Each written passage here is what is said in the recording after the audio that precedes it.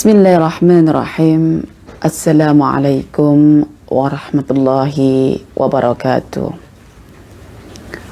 Alhamdulillah. Alhamdulillahi rabbil alamin. Wassalatu wassalamu ala asyrafil anbiya'i wal mursalin. Sayyidina Muhammadin wa ala alihi wa ashabihi ajma'in. Amma ba'd.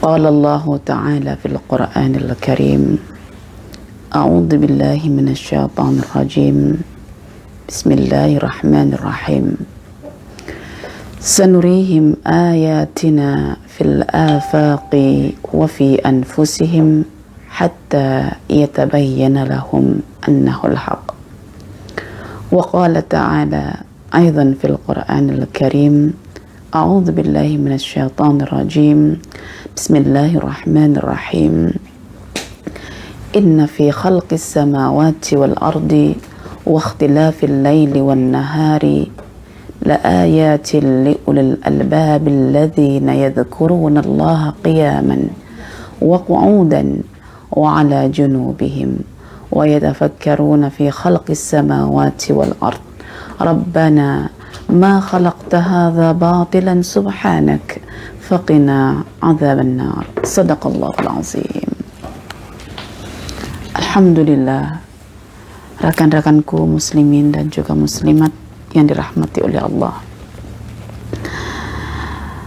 Malam ini kita akan bincangkan satu buku yang ditulis oleh seorang pemikir yang hebat, yaitu buku yang dikaryakan oleh Badi'uz Zaman Sa'id Nursi dengan tajuk buku An-Nawafidh, jendela-jendela. Ya. Terasa berat ya apabila Ustazah mencoba untuk menyampaikan tentang bab tauhid. Ustazah berlindung kepada Allah daripada hasutan syaitan yang terkutuk, agar Allah meridai usaha Ustazah untuk menyampaikan perkara penting yang menjadi pilar kehidupan umat Islam yang saat ini mungkin di akhir zaman amat sangat untuk diperlukan. Maka dengan keterbatasan ilmu yang Ustazah miliki, ya, Ustazah memohon kepada Allah agar ilmu yang terbatas yang Ustazah miliki ini ya diperkenankan oleh Allah untuk disampaikan, dan sedikit ya boleh membuka fikiran, membuka akal, membuka kesedaran untuk bertauhid, untuk hanya mengabdikan diri kepada Allah Subhanahu wa taala. Itu tujuan utama Ustazah ya, membedah karya-karya yang ditelurkan oleh Badi'uz Zaman Sa'id Nursi. Buku yang akan kita bincang diterjemahkan dalam versi Indonesia dengan tajuk Jendela Tauhid ya. Tajuk asal buku ini ya berbahasa Arab dengan pemilihan diksi ya, An-Nawafidh, jendela-jendela, daripada ya asal kata nafadha, nafidhun, sesuatu yang dapat menembus. Oke. Seperti biasa ya, puan-puan dan juga tuan-tuan sekalian,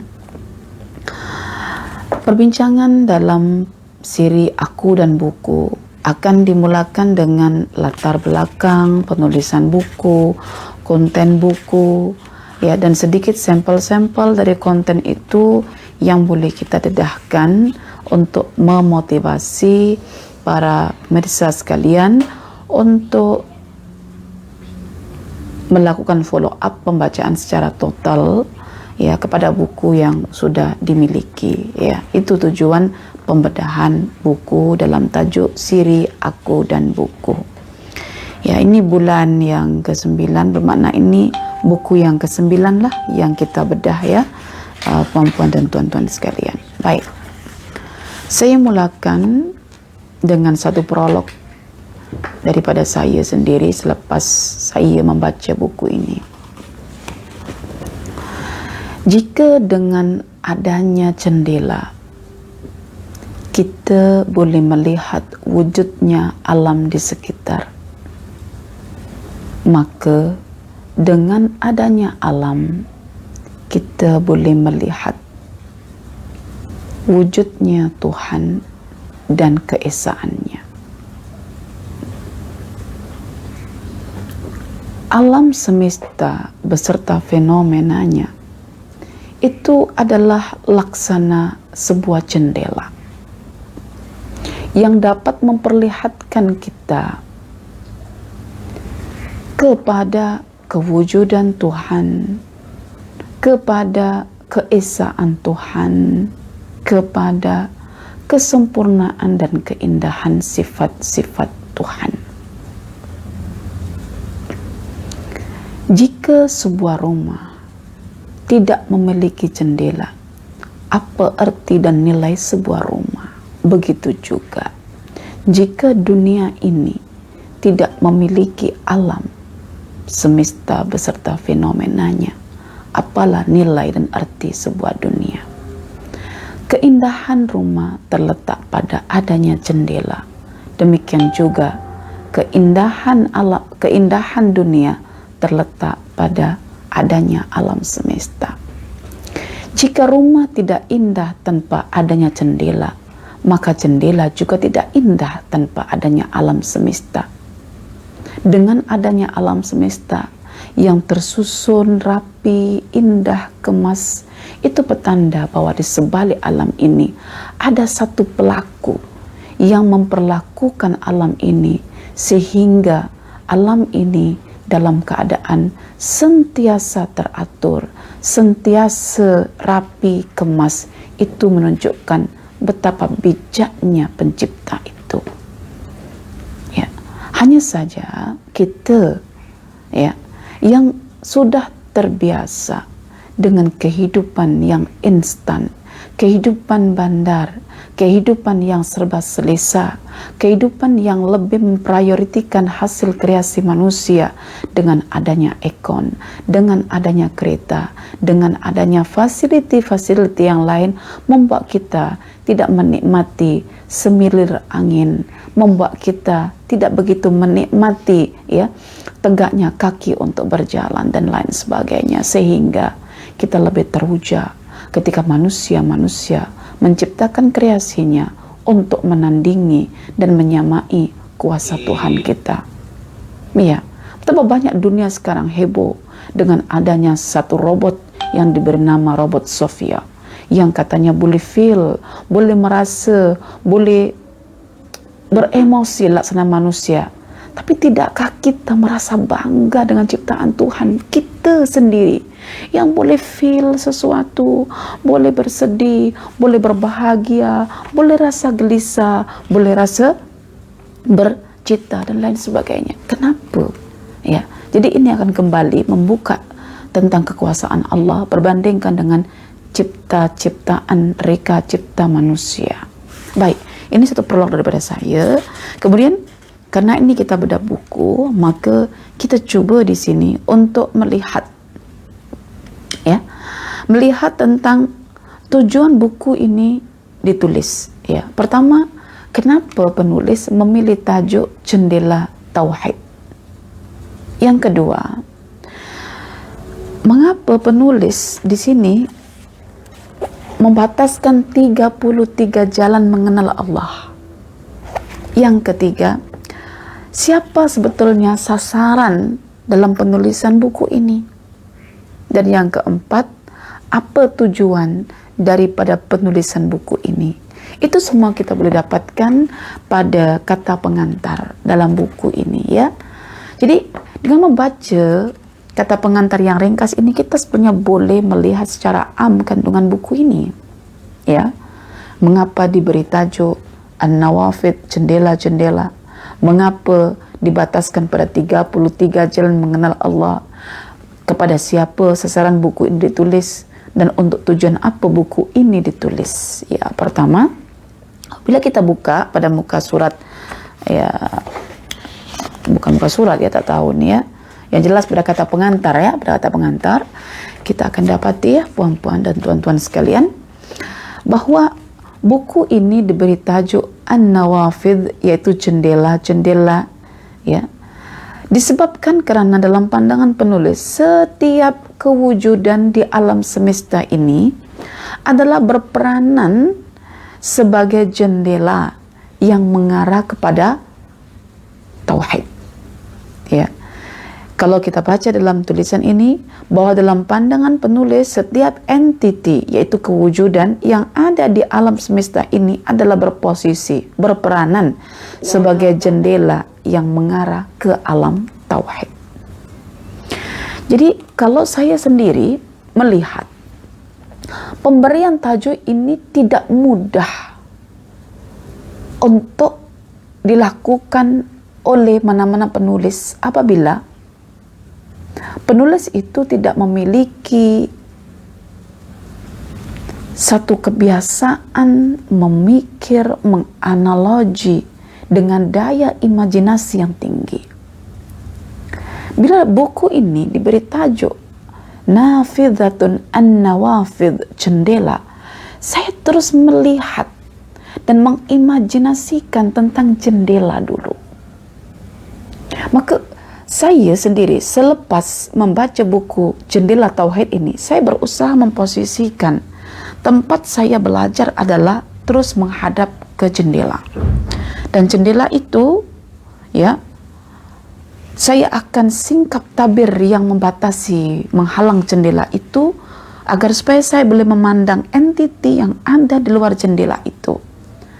Dan saya fokuskan bahwa pemandangan yang ada di luar jendela saya adalah pemandangan yang sifatnya alami, yaitu alam semesta. Ya, ada tanaman, ada hewan, ya, ada boleh melihat ya gerakan-gerakan pokok, gerakan tanaman ketika diterpa oleh semilir angin. Agar ketika saya belajar, saya merasakan betul kehadiran kewujudan Tuhan itu.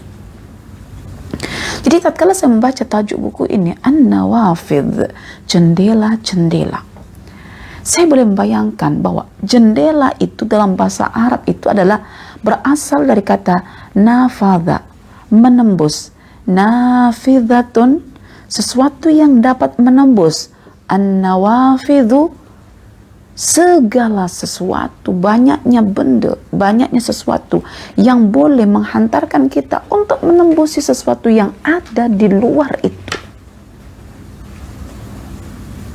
Coba perhatikan kata nafidah itu.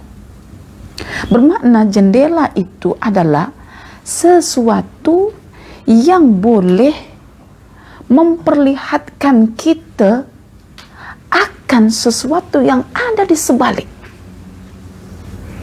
Jadi kalau jendela rumah kita yang menghadap kepada alam semesta boleh menghantarkan kita untuk menembus dan melihat apa yang ada di luar jendela kita, yaitu alam semesta, bermakna alam semesta yang diibaratkan oleh Badi'uzzaman Said Nursi sebagai jendela adalah sesuatu entiti yang boleh menembuskan kita kepada sesuatu yang ada di sebalik alam, yaitu pencipta.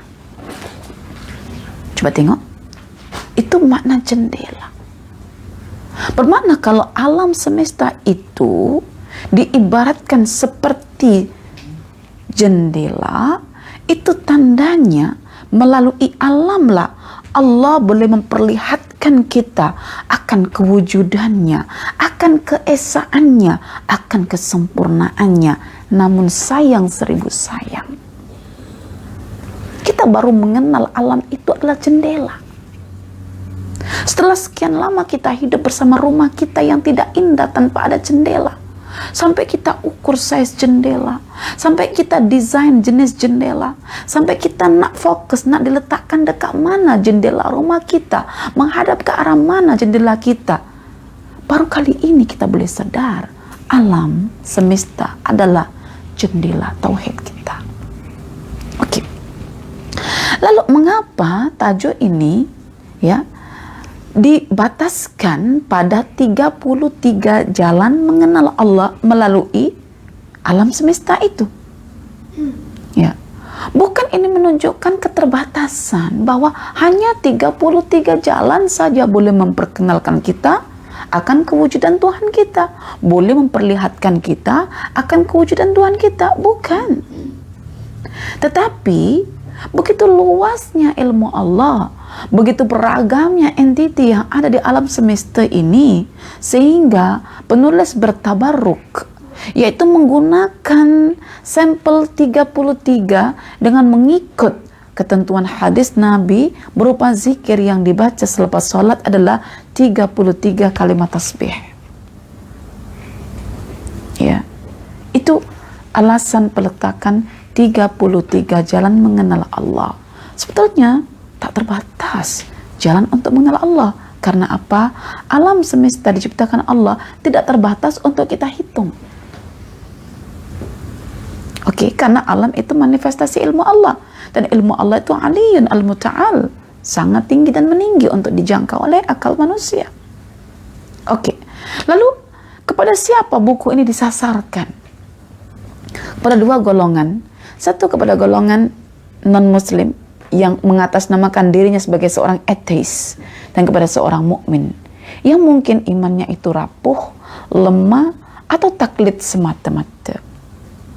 Kepada non-muslim yang berstatus ateis, dengan kupasan 33 jalan mengenal Allah dalam bingkai An-Nawafidh, boleh mengajak mereka untuk beriman dengan mempercayai bahwa di sebalik fenomena alam ini ada pengatur, ada Tuhan begitu, dan Tuhannya itu satu. Dan kepada mukmin, ya, kita boleh melihat kadang-kadang mukmin itu ada yang masih rapuh imannya, ada yang taklid imannya, ya kan? Ada yang sudah cukup imannya. Kepada yang cukup imannya, dengan belajar kitab ini boleh diluaskan lagi keimanannya. Kepada yang rapuh imannya, boleh dikukuhkan imannya melalui kitab ini, perbincangan ini. Kepada yang taklid imannya, boleh berdiri sendiri atas pencarian begitu. Jadi itu sasaran penulisan dan sekaligus tujuan penulisan, yaitu mengajak orang supaya beriman dan yang beriman agar lebih beriman lagi. Oke, jadi kita boleh memahami tujuan penulisan buku An-Nawafidh, jendela ini. Baik. Sekarang kita masuk kepada kandungan buku ini. Jadi dari 33 jendela yang mengarah kepada alam tauhid, sebetulnya kita tak mesti untuk mengupas semuanya, ya.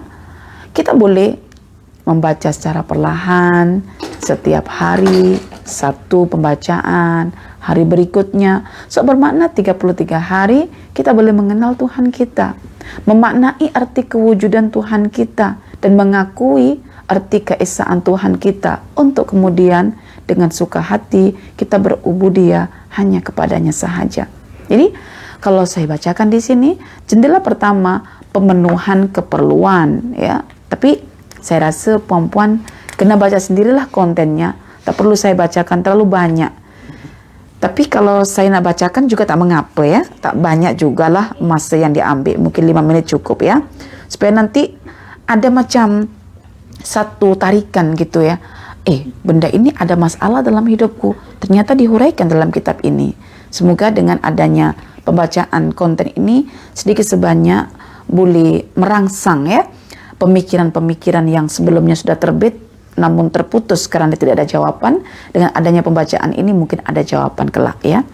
Pertama, jendela yang pertama, ya, pertama pemenuhan keperluan, pemberian ciri khas, penentuan identiti, pemakbulan doa, penciptaan yang sempurna, pembuktian bumi dan langit, keteraturan dan keseimbangan alam, kesaksian para nabi, wali dan ulama, pembuktian ibadah atas ketuhanan, kerjasama dan keharmonisan alam, ketenangan dalam tauhid. Nah, ketenangan dalam tauhid, bukan ketenangan dalam bisnis. Cetakan dan garis kehidupan, kesaksian fitrah, bukan tabiat, fitrah, pertentangan sifat makhluk dan khaliq, ya. Kebijaksanaan dalam penciptaan bukan kebetulan, ya. Pemeliharaan dalam penciptaan bukan huru-hara, kemukjizatan dalam penciptaan bukan biasa, tangga-tangga ma'rifatullah, bagaimana kita menapaki tangga demi tangga untuk menuju Allah, tuturan tasbih entity, yaitu di mana alam semesta itu bertasbih, bukan lisan kita yang bertasbih sahaja, kesempurnaan dan keindahan, keagungan dalam penciptaan bumi, hakikat kehidupan, kematian dan kehidupan, kemungkinan dan keniscayaan, bayangan keindahan yang abadi. Anda terbayang-bayang untuk hidup abadi, bukan? Ada bayangan di sini. Antara sebab dan akibat, cause and effect, ada benda ketiga di sini yang boleh menghubungkan. Antara atom dengan alam, ya, surat dan stem, independensi dan intervensi, manusia merefleksikan cahaya ketuhanan, Muhammad sebagai bukti tauhid yang paling jelas. Tengok, Muhammad sallallahu alaihi wasallam sebagai bukti tauhid yang paling jelas. Anda ingin tertanya bacaannya, sila dibaca sendiri nanti.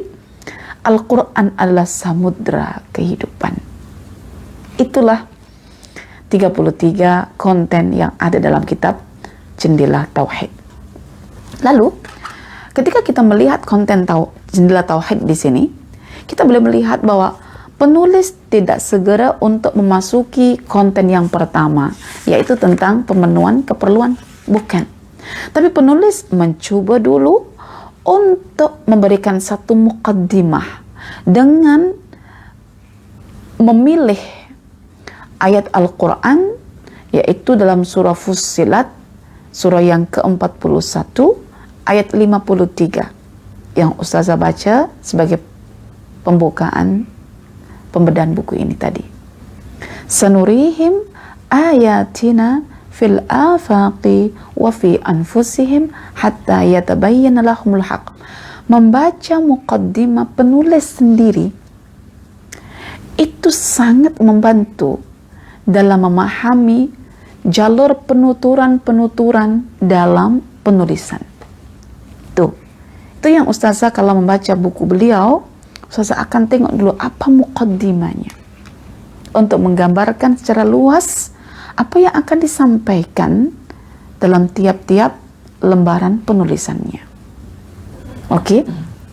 Dan ketika mengawali muqaddimah karya beliau ini, ya, beliau Badi'uzzaman Said Nursi ini memilih ayat Al-Quran dalam surah Fussilat, surah yang mengkombinasikan antara penciptaan alam dan penurunan Al-Quran. Apabila kita cermati ayat yang dipilih itu, sanurihim ayatina fil afaqi wa fi anfusihim hatta yatabayyana lahum annal haq, sangat tepat dengan peletakan tajuk An-Nawafid Jendela Tauhid. Mengapa? Mari kita cek dulu terjemahan atau artinya. Sanurihim, Allah berfirman, kami akan memperlihatkan kepada mereka, yaitu manusia, ayatina, akan tanda-tanda kewujudanku, keesaanku, kekuasaanku.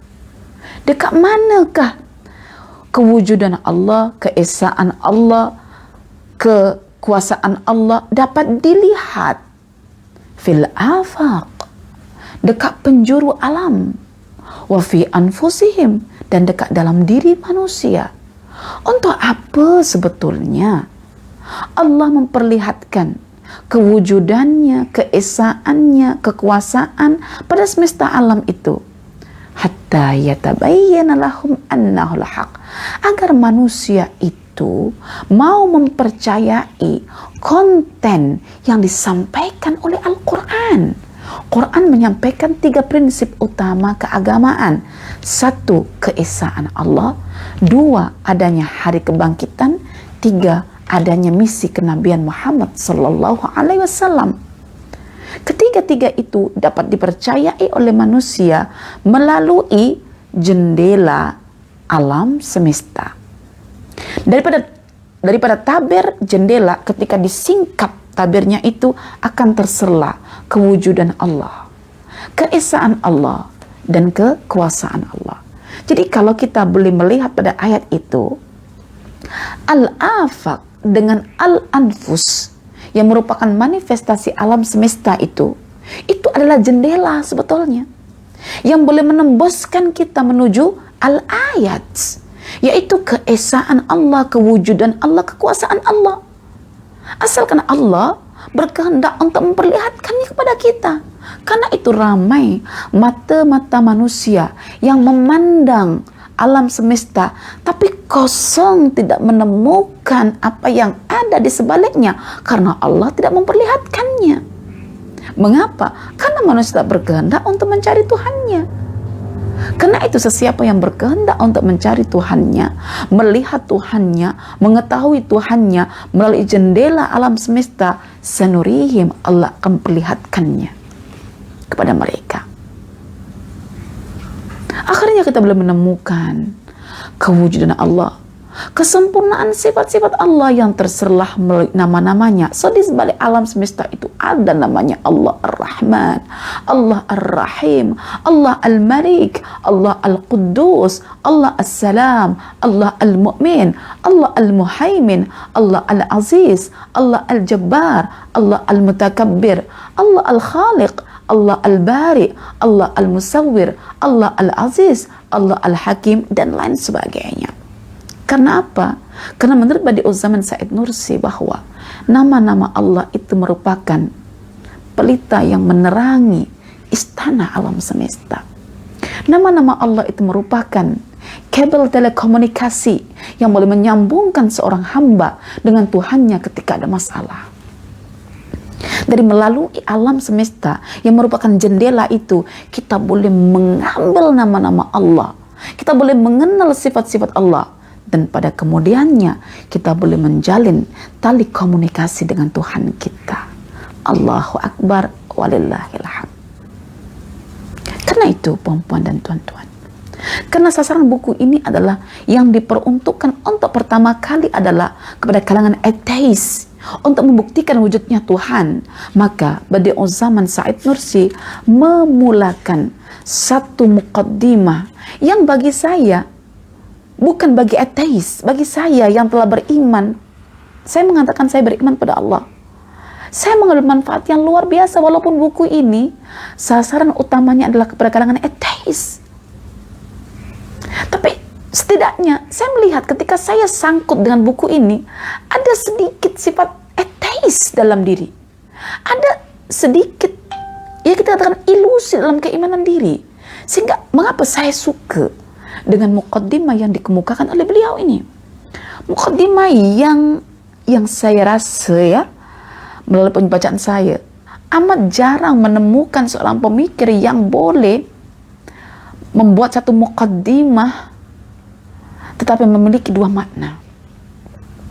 Karena muqaddimah ini adalah sebuah kiasan, sebuah analogi, sebuah perumpamaan. Jadi beliau mengatakan begini, kepada mereka yang masih mengingkari kewujudan Allah, atau mungkin kepada mereka yang katanya percaya Allah sebagai Tuhan, namun bila ada masalah seolah Allah tak wujud di sisinya, yang dicari cuma manusia, yang dicari cuma ciptaan manusia, makhluk dan makhluk, seolah Al-Khaliq diketepikan, Al-Makhluk diutamakan. Jadi ada semacam sifat ateis di situ, saya lihat lah, ya. Jadi beliau kata begini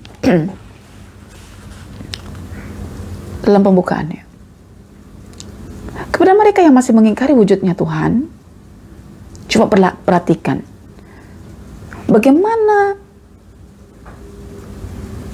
istana manusia di dunia itu diciptakan. Istana kerajaan lah, istana para raja itu diciptakan. Tentu ketika diciptakan melalui pengukuran, pengkadaran. Lalu apa yang diukur, dikadarkan itu diadakan. Diadakan bilik-biliknya, diadakan ruangnya sekian, diadakan tingkapnya sekian, diadakan semuanya. atas pelan rancangan pengkaderan yang telah disusun. So, pada tahap penciptaan istana manusia ini, mesti ada fondasi, mesti ada asas, mesti ada plan, mesti ada rancangan, mesti ada pengkaderan, baru diwujudkan ruang-ruangnya, tempat-tempatnya, ikut pada plan yang ada. Selepas itu, ketika bangunan istana itu wujud pada sebuah tempat, tidak nampak indah jika istana itu ya tidak dihiasi, yang usang, yang sudah tua, yang sudah lapuk dibuang, diganti yang baru. Antara tiap-tiap ruang diberi pesawat telepon, alat komunikasi, ada jendela yang menghadap taman-taman yang indah. Ya, ada lampu-lampu yang menerangi tiap-tiap sudut ruang-ruang istana. Itu kan gambaran sebuah istana di dunia.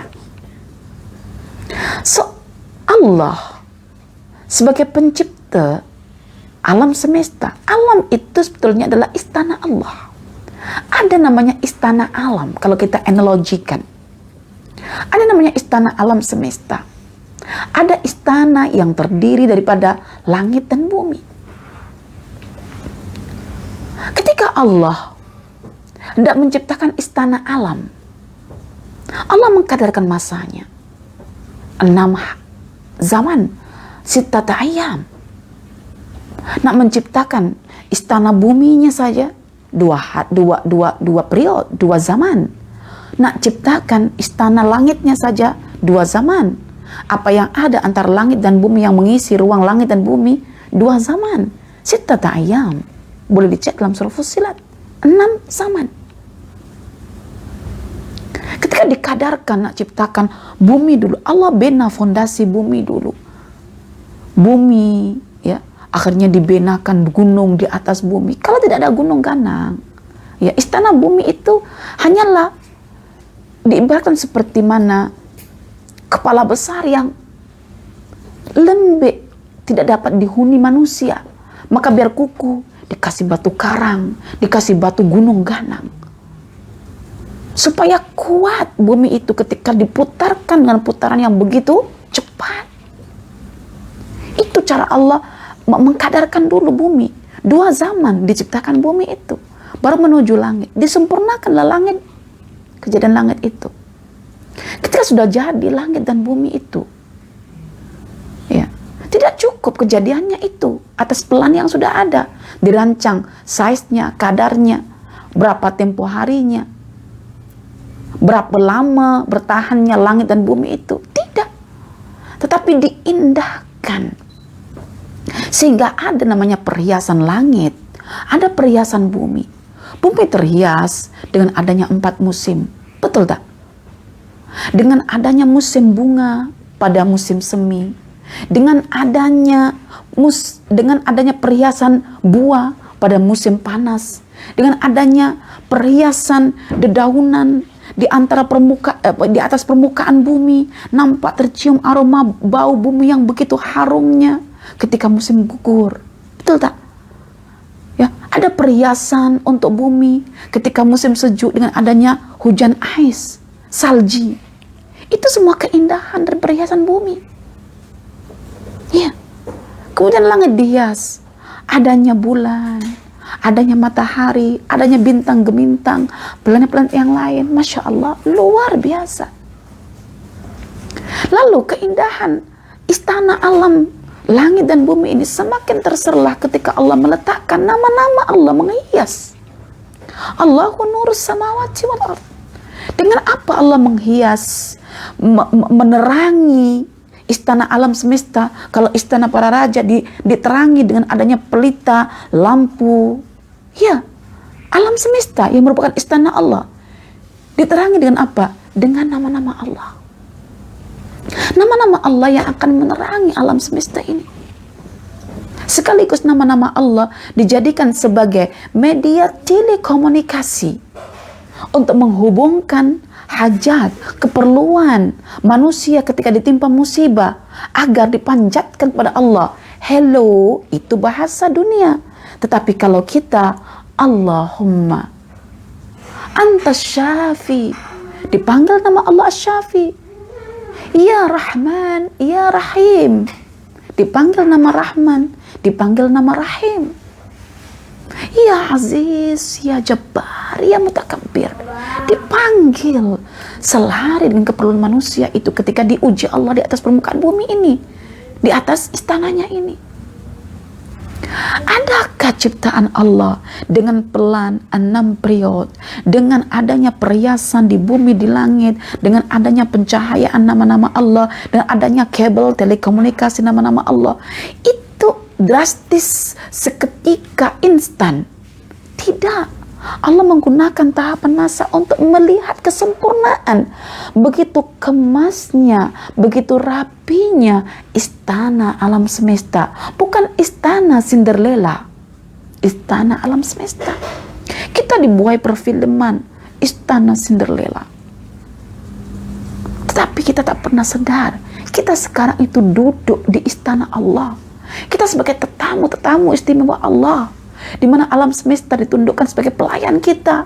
Wahai langit, turunkanlah air hujan darimu menuju bumi. Wahai bumi, keluarkanlah tumbuh-tumbuhan yang menghasilkan buah-buahan, tanam-tanaman, bunga-bungaan yang indah untuk manusia. Wahai angin, jadikan buah-buahan itu ranum dan adanya pergerakanmu. Ya. Wahai matahari, kembangkanlah bunga-bunga buah-buah itu agar semerbak, harum, mewangi. Allah, kita adalah dutanya Allah. Kita adalah pengisi istana Allah. Tapi kita tak sadar kita ditakrim oleh Allah. Kita tak sadar bahwa di sebalik takrimnya Allah itu, penghormatan Allah untuk kita itu agar kita respect kepada Allah Ta'ala sebagai Tuhan kita. Bahwa istana alam semesta ini begitu kemas, begitu rapi. Pertanyaannya, adakah kekemasan istana alam ini tidak menunjuk kepada adanya satu perbuatan, kepada adanya satu pengatur, kepada adanya satu pencipta?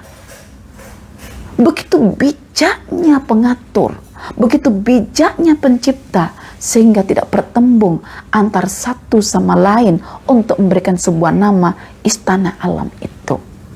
Satu sama lain ibarat saraf-saraf, nerve-nerve yang menghubungkan antara satu dengan lainnya sehingga boleh bergerak, selari, seirama. Itulah kuasa Allah. Fabi ayyi ala'i rabbikuma tukadziban. Lau kana fihi ma alihatun illallah la fasadata. Kalaulah ada Tuhan yang lain selain Allah di atas ya istana langit dan bumi ini, tentu istana langit dan bumi ini akan clash. Tapi tak berlaku clash. So inilah satu prolog mukaddimah yang menunjukkan Allah itu Al-Khaliq, Allah itu Al-Bari, Allah itu Al-Musawwir. Kalau saya buat kesimpulan ya atas pendekatan Asmaul Husna. So Allah itu kalau kita ibaratkan pada istana manusia adalah ada arsitek, ada kontraktor, ada desain interiornya, ada interior designernya. So ada arsitek yang menentukan pelan-pelan rancangan-rancangan pembinaan sebuah istana. Ada kontraktor yang mewujudkan pelan-pelan ya rancangan-rancangan itu. Ada namanya interior designer yang mempercantik, memperindah agar menawan. Sebagai saya bahwasanya bila kita membuka Al-Quran, nilai estetika Al-Quran itu sangat ditonjolkan.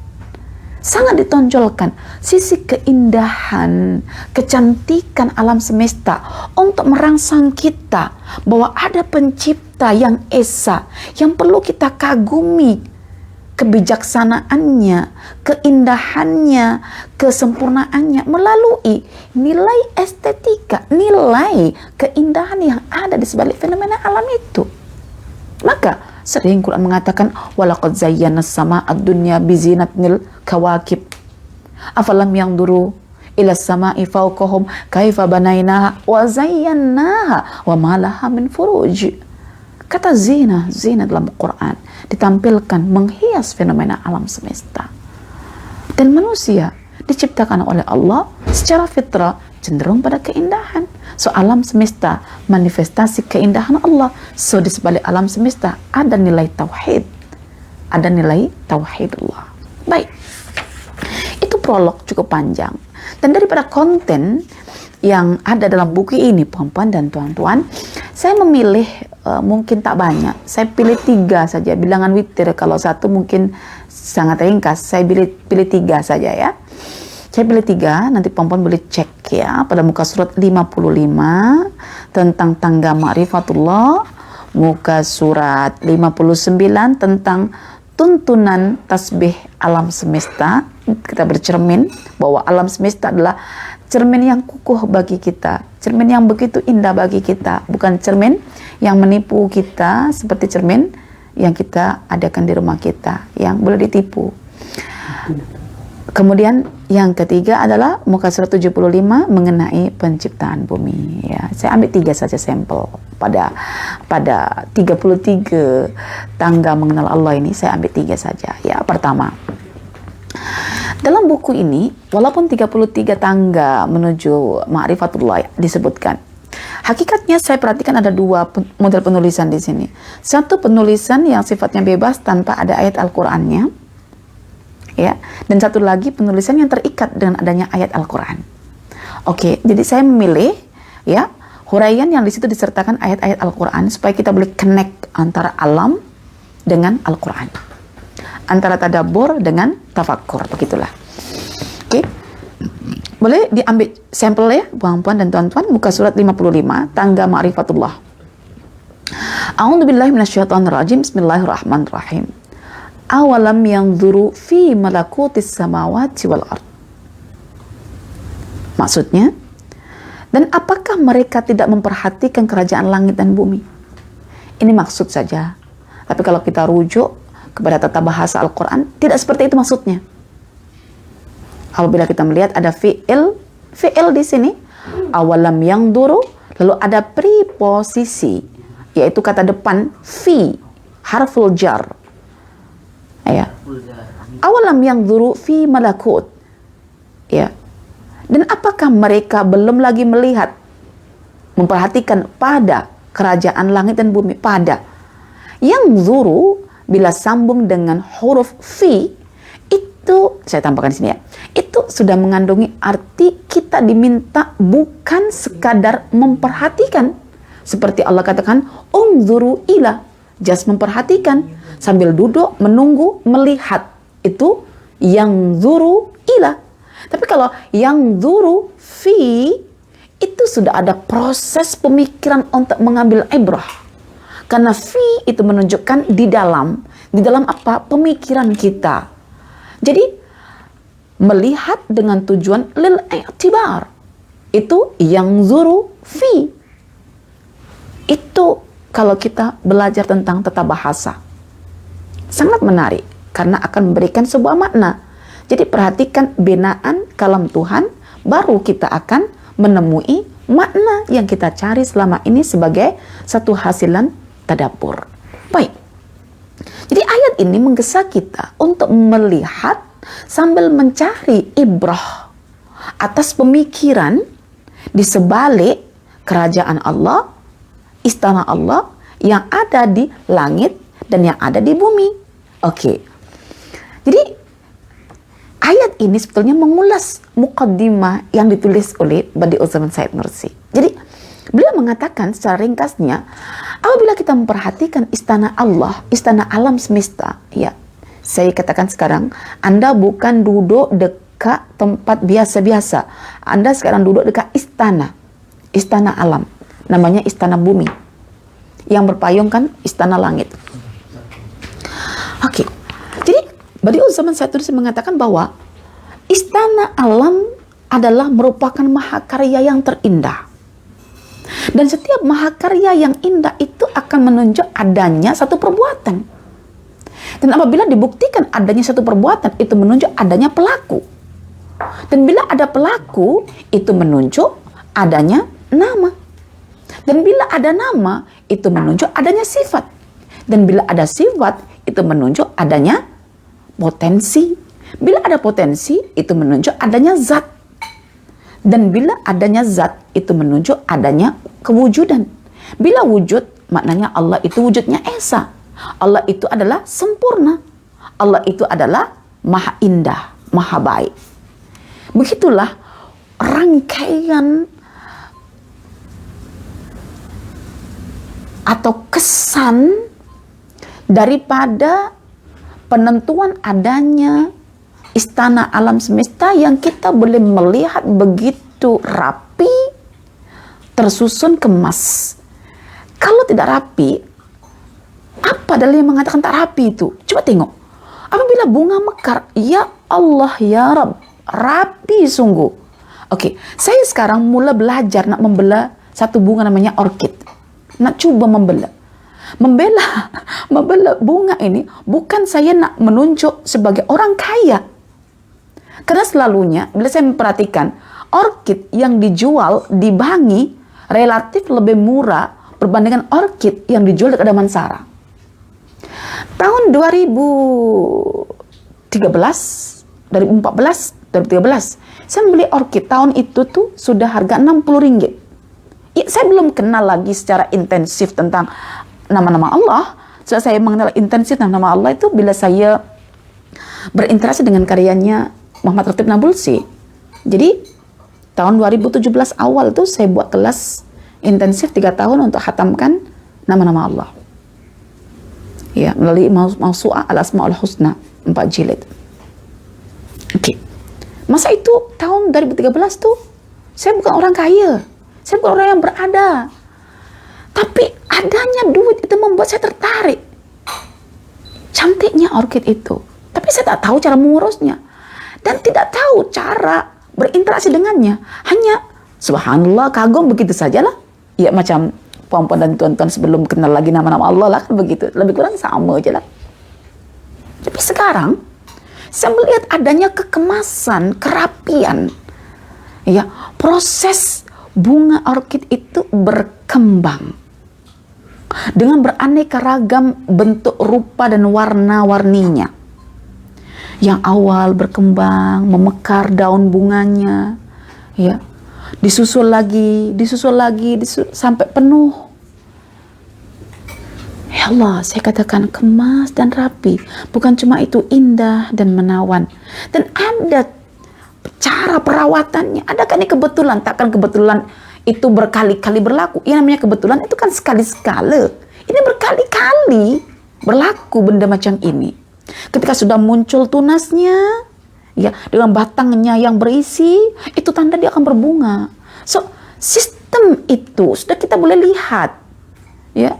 Bahkan para pembeli orkid itu sudah boleh faham mana orkid yang mandul, tidak berbunga, dengan yang tidak mandul. Itu boleh dilihat pada batangnya, dengan perawatannya. Allahu Akbar. Jadi saya melihat begitu kemas, begitu rapi. So pertanyaannya, jika ada kekemasan pada istana bunga, ya istana bumi bagian bunga, itu kan menunjuk adanya pengatur yang bijak. Kalau tak bijak, serentak berbunga sekali. Saya juga ada bunga raya, spesies hibiscus begitu, tapi indah. Warna itu subhanallah, dalamnya merah, luarnya agak kemerah-merahan dengan benang sari. Saya coba cari petang tadi itu, tak keluar. Ya keluar pasti kuncup lagi. Betulnya saya nak buat. Oke, Ilkia coba ambil bunga di situ tuh. Ada bunga sedap malam itu yang ada 4 lari kat meja itu. Jadi saya ambil sampel bunga di situ.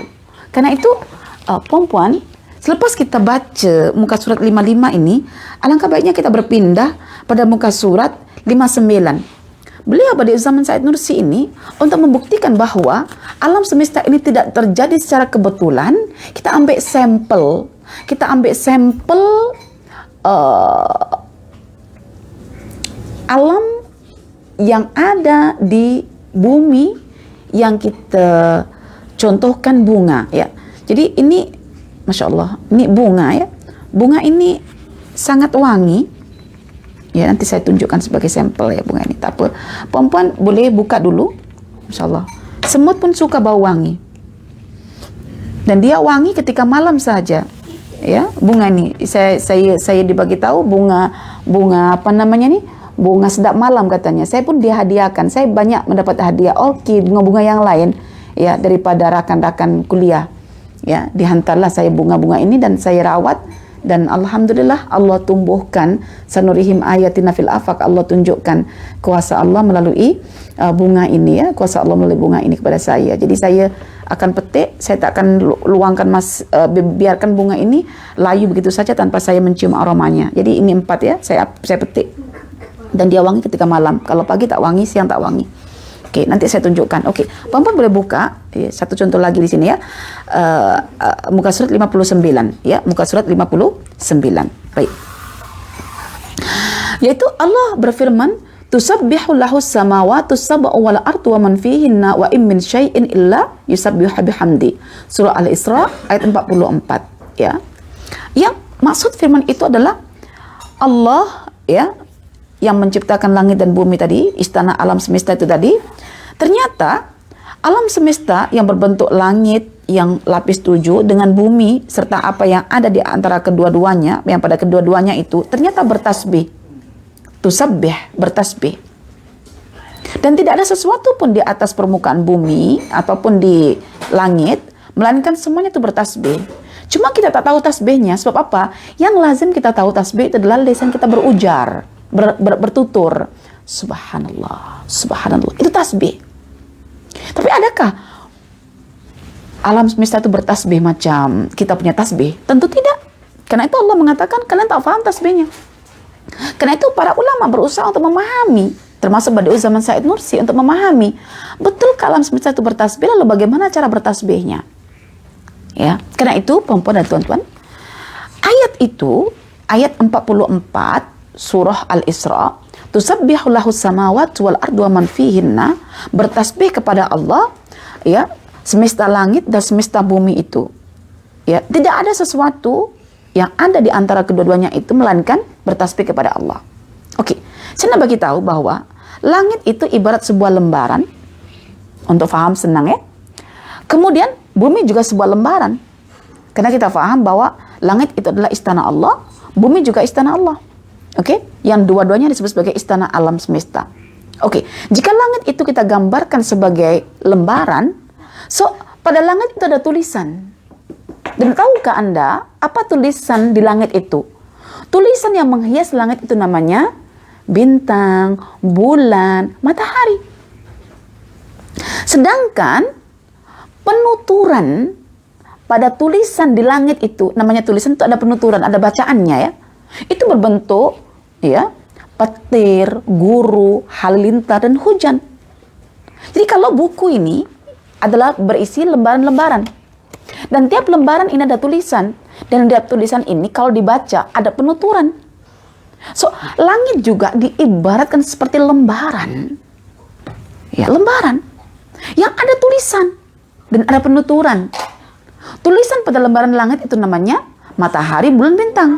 Dan penuturan pada tulisan itu namanya guru, petir, halilintar, ataupun hujan.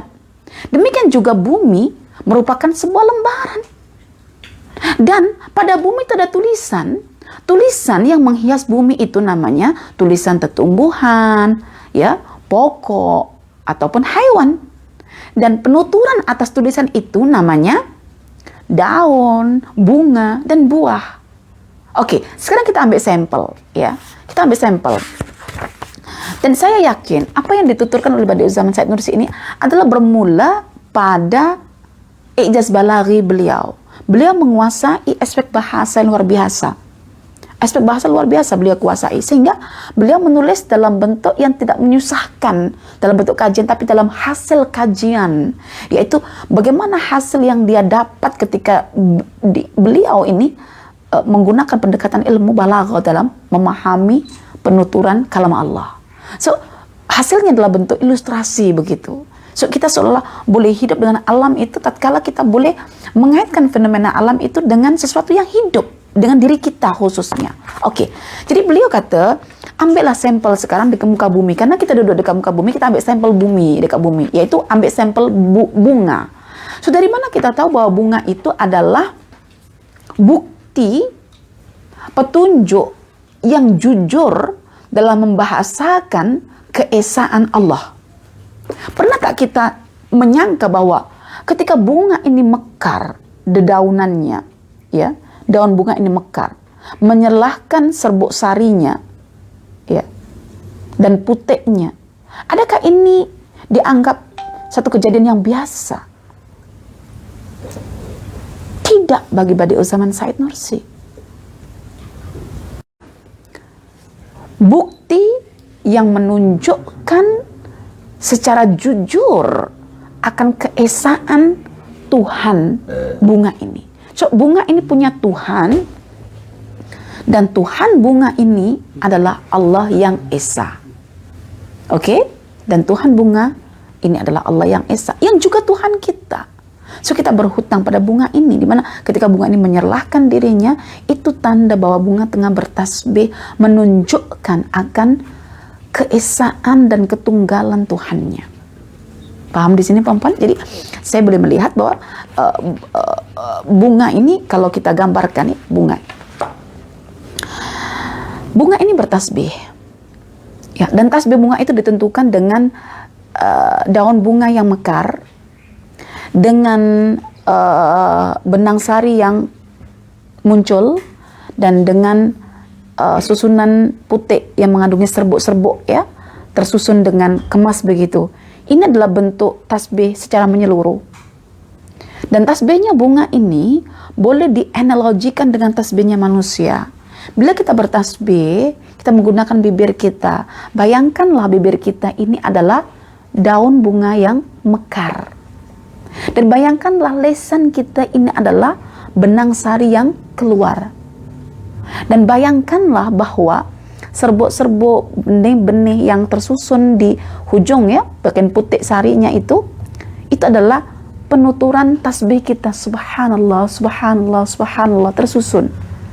So, tidakkah begitu indah sebetulnya alam semesta ini kalau kita fahami dengan pendekatan nilai estetikanya?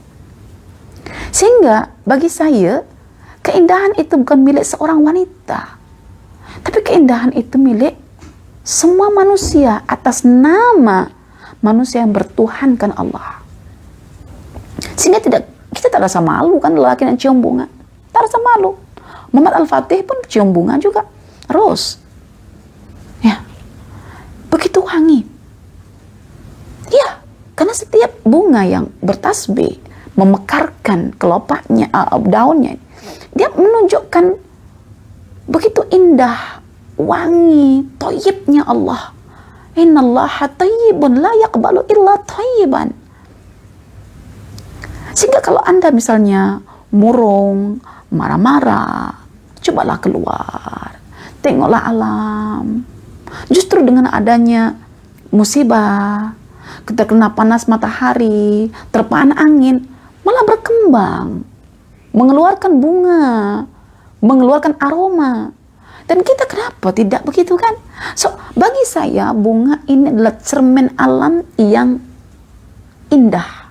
Ketika saya melihat diri saya yang murung, saya tahu diri saya murung itu di hadapan bunga yang terserlah begini. Oh, buruknya saya, bunga saja tak pernah murung, ya.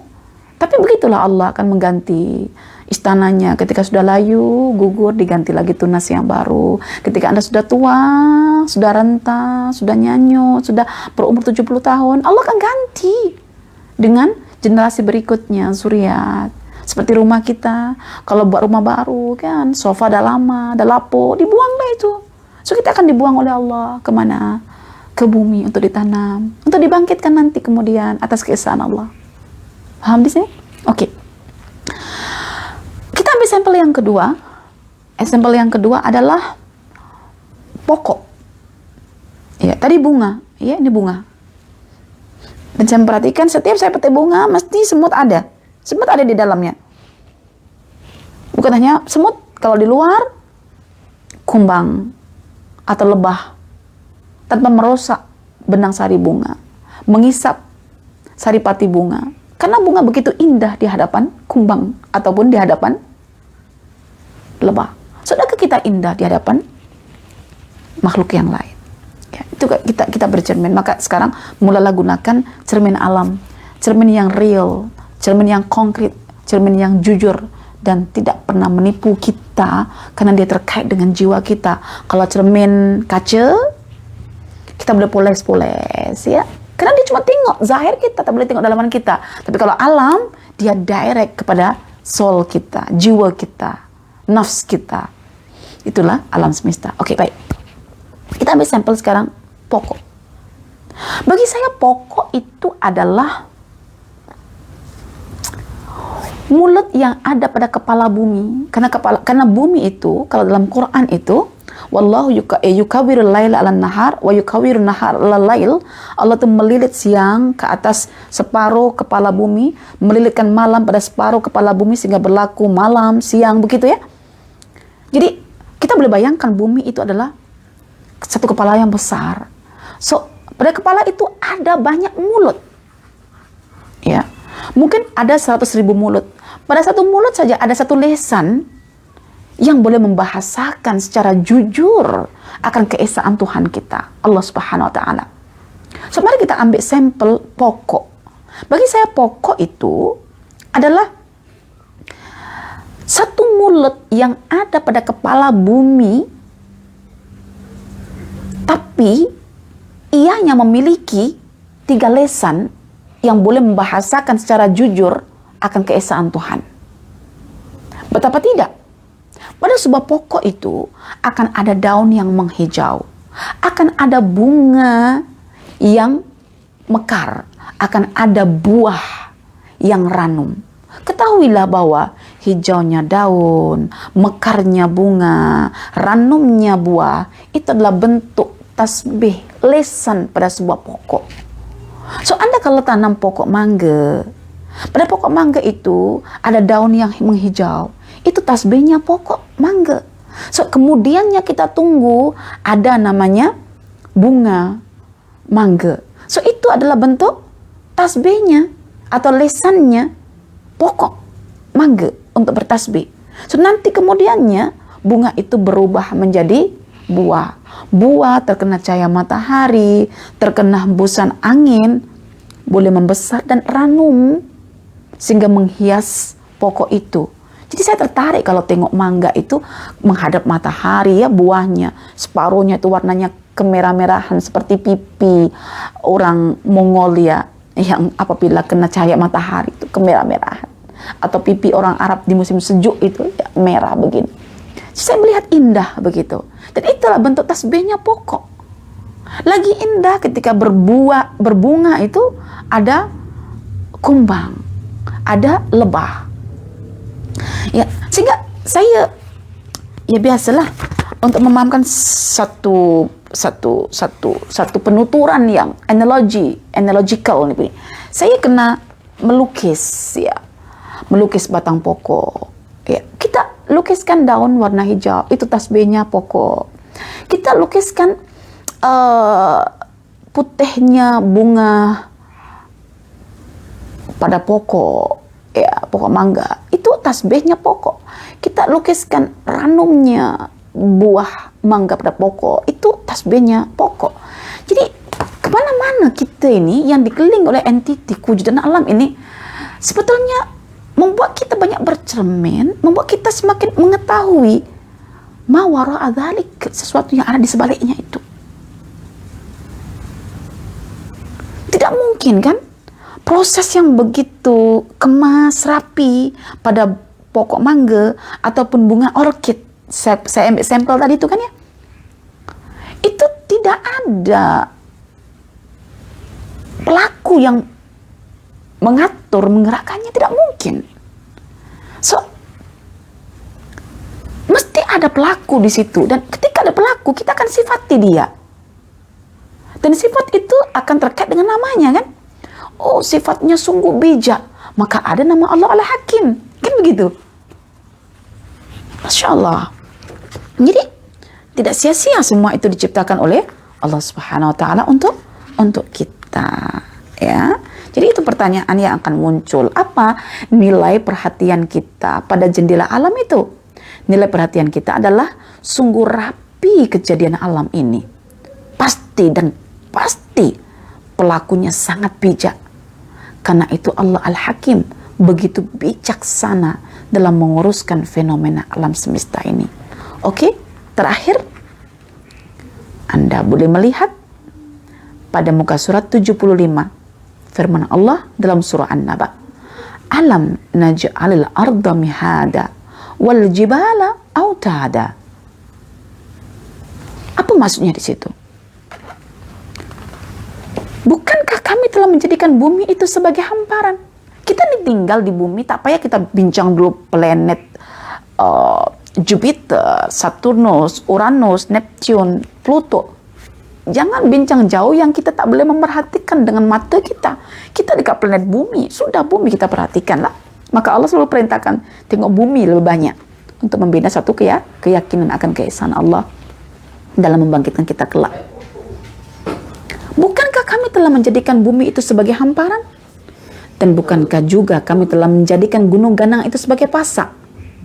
Allahu Akbar. Bukan 10 lagi ya, kalau kita katakan jutaan miliaran ya makhluk Allah yang menghias dekat bumi, dekat langit, yang setiap makhluk itu akan memiliki jutaan miliaran mulut, dan pada setiap mulut itu akan memiliki ya jutaan dan miliaran lisan, dan pada lisan itu akan memiliki jutaan kesaksian akan keesaan Allah. So, bagaimana kita nak tutup satu bukti sementara Allah banyak bukti? Saya pernah puan-puan, saya merenung sendiri ketika dalam perjalanan. Begitu banyak dedaunan yang Allah ciptakan, begitu banyak pokok yang Allah ciptakan, padahal menurut saya satu daun saja itu sudah membuktikan kuasa Allah. Satu daun itu saja belum membuktikan kehebatan Allah, keesaan Allah. Kenapa perlu banyak daun? Saya berpikir ketika itu begitu. Ternyata dibanyakkannya lah jenis daun, jenis bunga, spesies bunga rose saja 150.000 ya kan, spesies orchid saja berapa banyak. Allah nakkan bukti yang banyak akan keesaannya, sehingga ketika satu bukti dibungkam oleh manusia, yang lain membuktikan kuasa Allah. Oh, itu hikmah yang saya tak sampai ketika itu. Saya menangis. Baik, oke, itu tentang masalah bumi ataupun tentang masalah gunung. Oke. Jadi bumi sendiri ya dikatakan oleh Badi'uz Zaman Said Nursi sebagai jendela tauhid ya, yang pada mula kejadiannya itu adalah kondisinya itu lentur, lembek, lunak. Tentu akan sulit untuk dihuni kan? Jadi diciptakanlah yang namanya karang, batu, termasuk gunung ganang. Dan untuk menjaga keseimbangan bumi itu, maka tiap gunung diberikan rongga-rongga untuk boleh mengeluarkan gas, mengeluarkan api, agar perputaran bumi yang begitu cepat tak terganggu. Maka diberilah rongga-rongga pada gunung ganang itu. Bukan hanya itu, gunung ganang bukan sebagai pasak saja, tetapi Allahu Akbar, di sini saya baru mengerti betapa pentingnya kita belajar ilmu geografi, geologi ya, ilmu-ilmu tentang kealaman ya. Beliau mengatakan manfaat gunung itu bukan hanya sebagai pasak yang boleh menguatkan bumi ketika bergerak cepat 1.600 km per jam.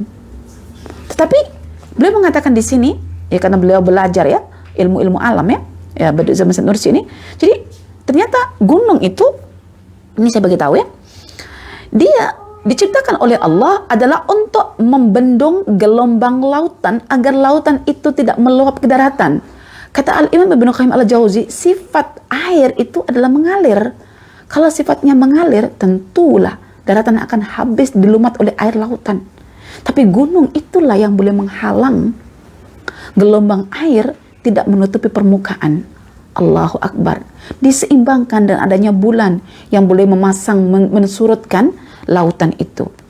Bukan cuma itu, gunung ini puan-puan, wal jibala autada itu adalah penampung air, sehingga bekalan air itu boleh eksis. Dan yang ketiga, disinilah perlu kita sadar. Gunung Ganang itu jangan kita pahami hanyalah rangkaian batu-batu yang keras yang terjal. Tapi dari kejauhan Gunung Ganang itu nampak hijau. Karena apa? Diliputi oleh pokok dan pepohonan. Jadi Gunung Ganang itu ternyata adalah pembersih udara dari gas berbahaya sehingga udara itu layak untuk dihirup manusia. Virus-virus yang bertebaran akan dilumat oleh pokok-pokok yang ada di atas Gunung Ganang itu. Gas-gas beracun akan dilumat oleh dedaunan-dedaunan pokok-pokok yang ada di atas Gunung Ganang itu. Jadi jangan mudah membalak pokok-pokok yang kita tak punya gunung dekat Malaysia ini. Sikit gunung cuma dekat Kinabalu, dekat Sabah Sarawak. Yang ada cuma bukit. Bukit pun dibalak. Ya kami, ya Allah, ya Tuhan, menyayangkan sesayang-sayangnya. Kalau kita bincang tentang Switzerland, New Zealand, Allah, dijaga kemas perbukitannya. Tapi di negara terbelakang yang tidak maju begini, dihabisinya lah Gunung Ganang yang mengandungi pokok-pokok itu. Dihabisinya lah logam-logam berharga yang tersimpan dekat Gunung Ganang itu. Maka ketika muncul semburan-semburan gas beracun di atas angkasa, kita terdedah oleh penyakit. Maka kenapa satu pokok yang besar boleh mencukupi 10 orang dalam kadar oksigen itu? Kita tak perlu sekarang banyaknya oksigen yang disimpan dekat hospital. Seandainya Gunung Ganang, perbukitan, tempat-tempat itu dikekalkan adanya pokok-pokok yang hidup dengan liar, dengan bebas. Kita boleh bayangkan, kita boleh mencium aroma tanah disertai dengan apa? Basahnya dedaunan yang gugur disiram oleh air hujan. Allah, dengan kicauan burung yang masih alami. Subhanallah, itulah istana alam itu yang sekarang mulai mengalami ketandusan karena ulah tangan manusia. Tuh. Jadi disinilah Badi'u Zaman mencabar, wahai ahli geografi, katakan padaku bagaimana engkau menjelaskan semua ini. Adakah semua ini adalah proses kebetulan? Kalau kebetulan tuh perempuan dan tuan, sekali-sekala aja. Kalau ini kerap berlaku secara rutin, berlaku ini, keajaiban alam ini, adakah itu kebetulan? Engkau tutup yang satu akan menunjukkan secara jujur akan keesaan Tuhan. Tak boleh kita tutup. Ya, itulah belajar ilmu geografi, geologi, ilmu zoologi ataupun ilmu apa sahaja yang terkait dengan alam ini, Masya Allah, itu semuanya adalah sebagai bukti akan keesaan Allah. Ya, mungkin sampai di sini saja ya, puan-puan dan tuan-tuan, kita punya perbincangan 3 topik saja mengenai 33 jalan mengenal Allah Subhanahu wa taala. Ya, selebihnya saya galakkan bacalah. Tak banyak uraiannya, karena 1 muka surat, 2 muka surat saja buku ini. Dan dengan nilai harga yang dijual tidak sepadan bagi saya. Begitu murah harga ini perbandingkan dengan kualiti dalamannya. Ya, terus terang saya banyak belajar daripada beliau. Semoga usaha beliau dalam membahasakan nilai tauhid secara mudah di khalayak ramai, ya, dibalasi oleh Allah Subhanahu wa taala, diangkat derajatnya di sisi Allah Subhanahu wa taala. Itu sajalah yang saya boleh sampaikan. Aku qauli hadza wa astaghfirullah li wa lakum. Wassalamualaikum warahmatullahi wabarakatuh.